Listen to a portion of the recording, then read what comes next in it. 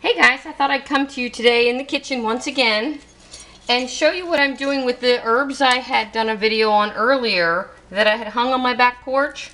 I'm now taking the herbs off the sticks and getting them ready to be made into a herb for my kitchen. This is the rosemary that I'm working on right now.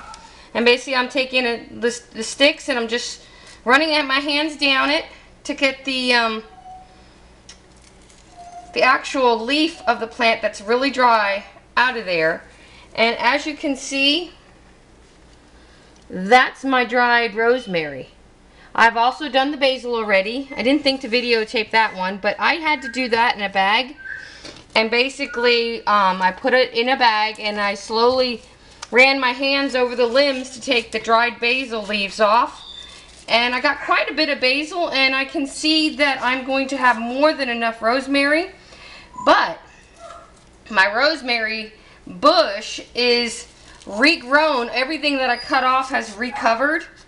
So I'm going to go out and I'm going to cut some more and dry some more. And you may ask, why would I want to dry more?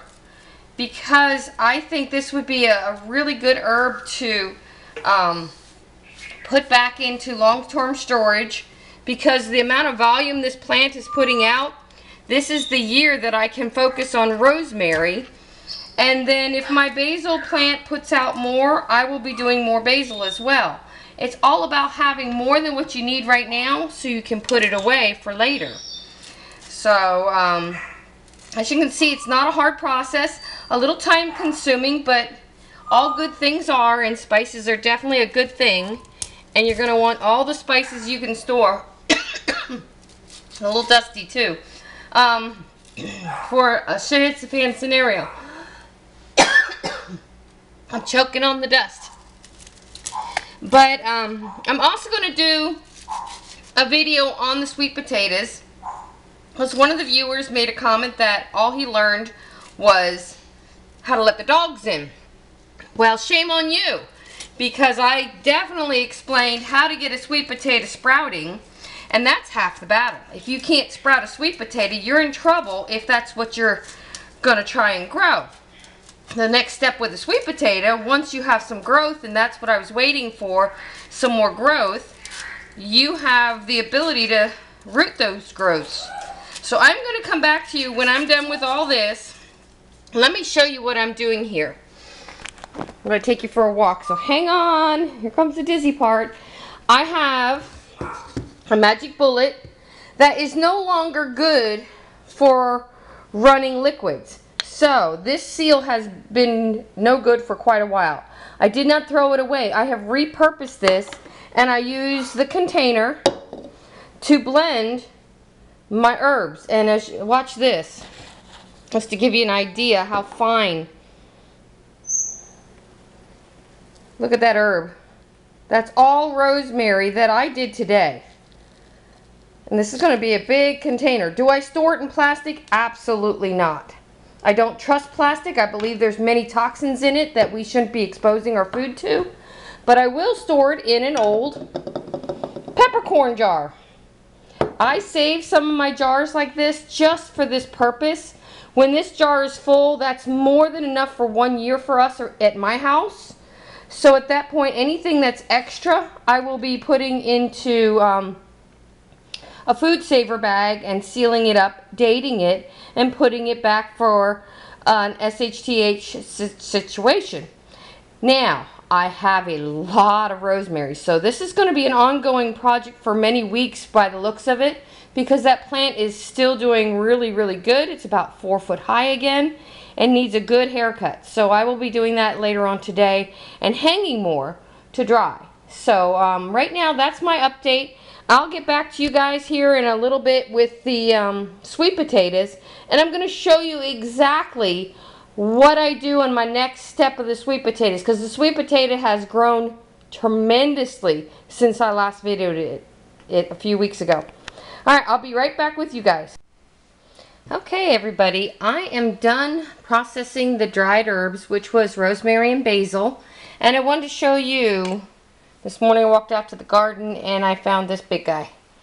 So the garden's producing beautiful. It's early fall here in Florida. And I also have these. I made sure I picked some more before they got as big as the big guy, because I'm really not sure if he's going to be too edible. But if I make pickles out of him, it may not matter. But this is the rosemary. You see how fine I powdered it? I decided to put it in a glass jar because I wanted it already processed and ready to be used. Now, I can vacuum seal this jar just by putting a tiny hole in the top and vacuuming it down and putting a piece of tape over it. So that can be done. Am I done with the rosemary? No. I still have a bunch out there I'm going to go out and pick today and hang them to dry. This is also rosemary. So that container was almost empty and I filled it. So I got these 2 containers, which cost me nothing.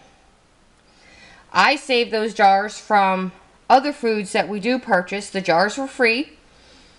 So I repurposed them into storing herbs. And I'm storing herbs in bulk just in case of a SHTF situation.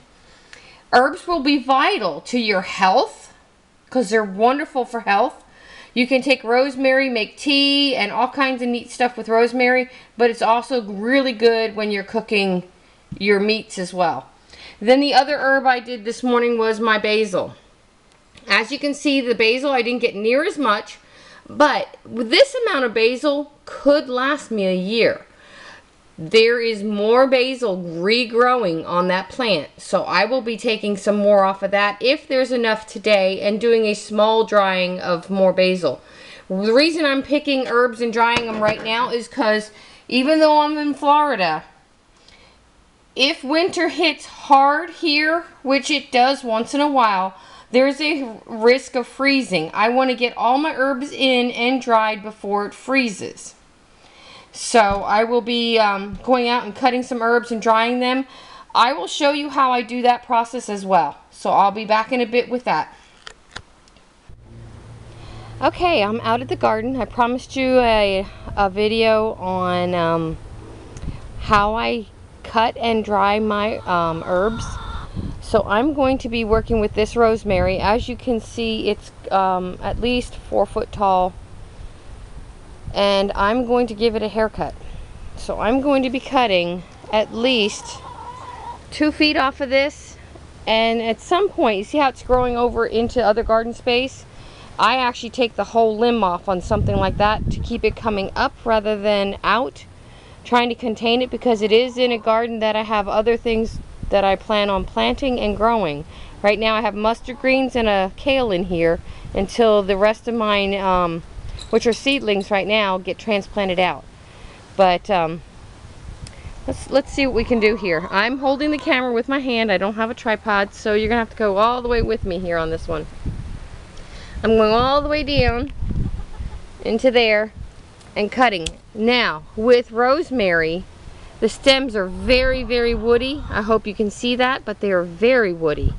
So you're going to need more than a scissors. I have a pair of pruning shears that I use on my young citrus trees, and I'm using them to do this today. And here's another one. Let's get down in there. And I'm just laying them on a pile. No, that doesn't hurt them. They're growing in dirt, so they can lay in the lawn. We don't treat our lawn. Our lawn could be certified as organic because we do not even treat fire ants with chemicals. I use diatomaceous earth if I have a fire ant problem to keep things like Roundup and such out of my yard. I wish I could teach my whole neighborhood that, but you know how that goes. Alright, I'm liking the haircut so far. And we're going to have a nice batch of herbs to dry once again. Alright. And I'm going to come right back with the trimmed bush and let you see what it looks like when I'm all done. Okay, the rosemary is trimmed. As you can see, I've got it down to this white fence line now, which was my goal. And there's tons of growth in there, so I'm not worried about it dying out on me. Rosemary seems to really enjoy a good haircut, which is what I did. But here's the shocking part. Look at this pile. This, my hand, is a huge pile of organically grown, all natural rosemary. I'm going to dry all of this. And yes, I have more than a year's supply already in my kitchen that I just processed from drying a couple weeks ago. And I'm going to be doing the same thing to this to store long term. If the plant dies, I probably have 2 to 3 years worth of rosemary already put back. The other thing I'm still working with is my basil. It's recovering. I gave it a really hard haircut. And basil is one of those plants that are a little touchy in my opinion. This one's done pretty good out here, but I have it underneath a saw palmetto so it doesn't get really direct hot sun because we are in Florida. But I could do another cut on this, but I think I'm going to wait because there's no sign of flowering. So it's not going to seed yet. And I'd like to see the next cut on this be a little more productive. So I'm going to wait on this, although it's got a couple nice shoots I could take.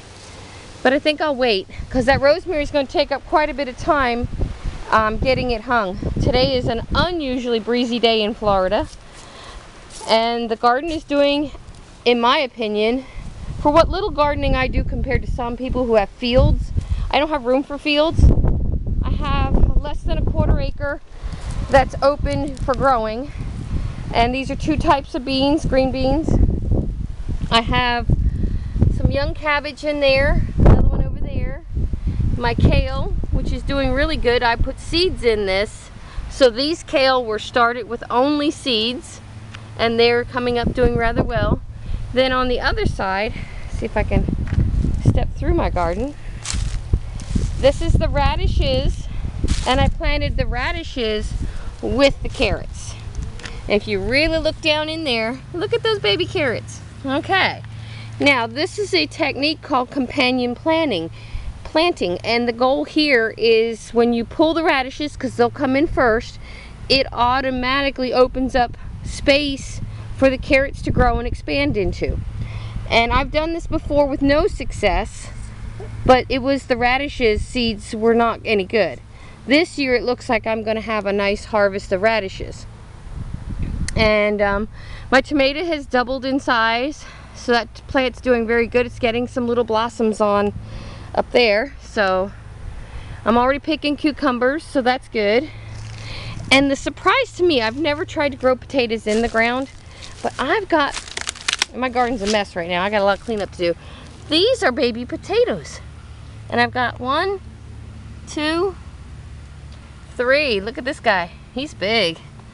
And there's one more potato, and I believe it should be back in here, that did not sprout. Now I have 4 more potatoes on the counter that I'm letting grow some eyes, and I will plant those if I have room. My squash is doing good. My those sugar snap peas are gone, but just to give you an idea, this is one of the sugar snap peas that's coming up. And there's another one. There's another one, and hidden underneath is another cucumber. So I'm watching that cucumber because they seem to grow overnight, and I want to get them picked and pickled as soon as possible. Now this here are blueberries. There are 2 different types of blueberries, and I think I'm going to be taking them up to the off-grid property and planting them up there, just because I think they'll do better in the forest up there than they do here. And that's pretty much the garden update. The beans have gone nuts, which is very exciting for me.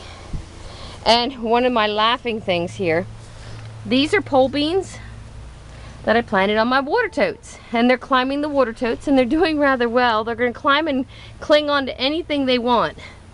And to be honest with you, to get a second type of bean growing, this was well worth doing for me. So, and the bananas. Still waiting. They are very slowly rounding out, and most of this bundle here has lost its edge. And when I say edge, look at the edge on this banana. It's got almost a square corner. These are losing that square corner. They're rounding out. This one's almost totally rounded out. So that's what you look for in ripening bananas. And I still have my other bundle back there hanging. So we're still waiting on bananas. I can't even imagine when we go to cut this, it's going to be heavy. Just to give you an idea, that's my hand on the trunk. It's very thick. And the tree's leaning really hard. I just have a piece of scrap lumber propped up, hoping to support this till I can pick these. So, a lot of bananas. Look at all of them. One thing everybody who knows me very well knows, I eat a lot of bananas. So, but that's my update for today. I hope you all have a blessed day. And when these bananas come down, hopefully I'll have some help, because it'll be too heavy for me, and I'll try and get that on video for you. Because when we take this bunch of bananas off, we're going to cut this down as well. We're going to cut the whole tree down. Then we're going to split the trunk, and we're going to take the center out, and we're going to try and eat it. Got to learn how to eat things others will not. Just because you don't see it doesn't mean it's not edible. So, hopefully I'll get you that video in the next couple weeks if these guys ripen up. We're in a cold front right now. We're due for a warm trend to come through, which would be normal for us here in Florida to be in the high 80s at this time of the year. And that should finish these bananas off. So I'm hoping. I don't want to lose this crop because it's been fascinating watching it. Alright, I'll get back to you guys in a little bit, and have a blessed day.